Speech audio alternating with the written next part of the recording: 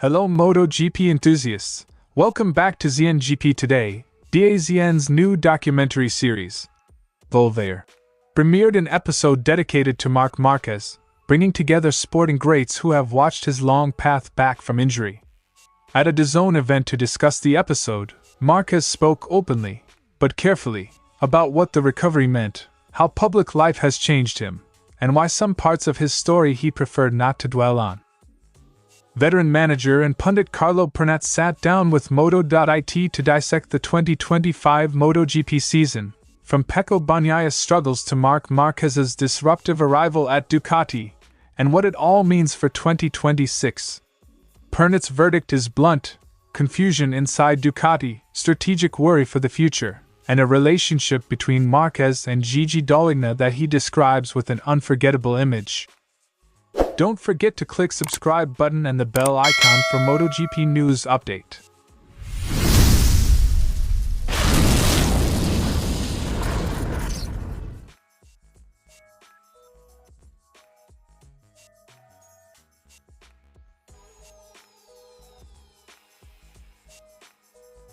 The documentary frames Márquez's story as a classic comeback, public highs, private lows, and the slow, often lonely work of recovery.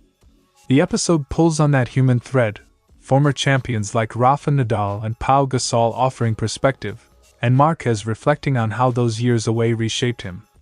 He described the year that followed his return not just as a sporting success but as a personal vindication. Pain and surgeries gave way, unexpectedly, to the happiest year of his life. It has been harder than it had to be and harder than I would wish on anyone. But thanks to that, it has been the happiest year of my life.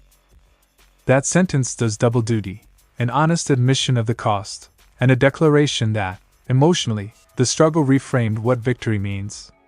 For viewers, it turned the documentary from a highlight reel into a human story about resilience. The program also puts Márquez in conversation with other elite athletes, people who understand the strange intimacy of public scrutiny.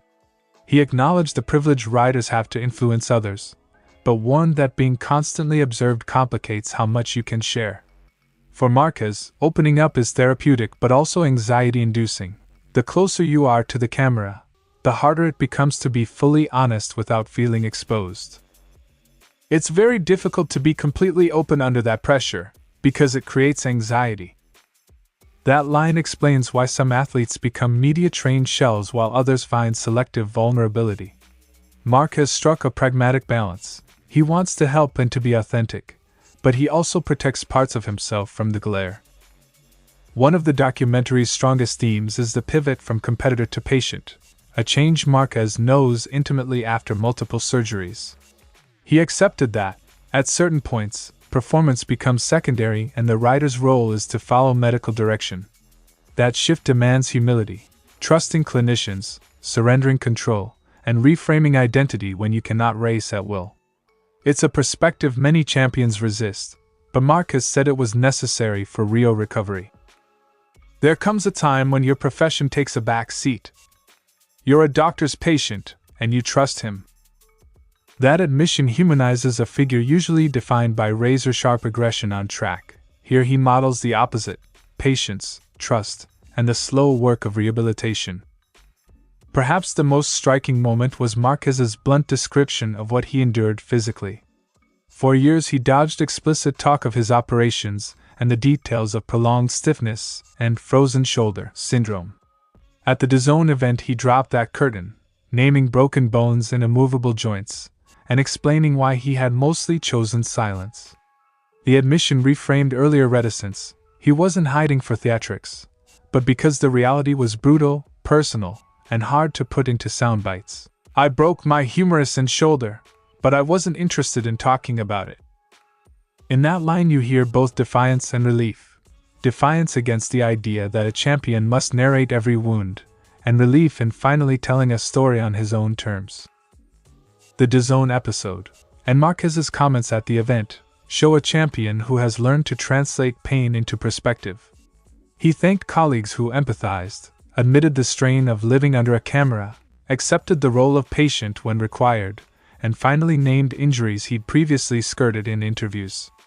Whether you treat him as a sporting genius or a study in resilience, the documentary and his words remind us that elite athletes are also people managing risk, recovery, and reputation.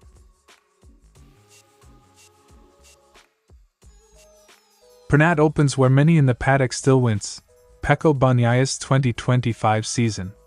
He says the situation is not just a run of bad luck but a deeper puzzle. Riders, engineers and managers are asking the same question: why did last year go so wrong?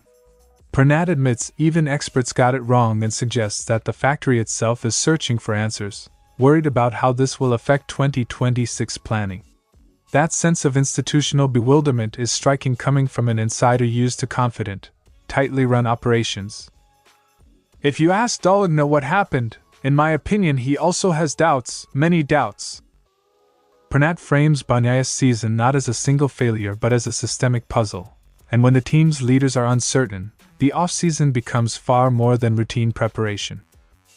Pernat praises Marc Márquez's on-track impact. His arrival rearranged expectations and delighted Ducati's management, but he also flags the human and physical caveats. Márquez's dominance came alongside serious injury history, and he won't be back on the bike until January, Pernat notes.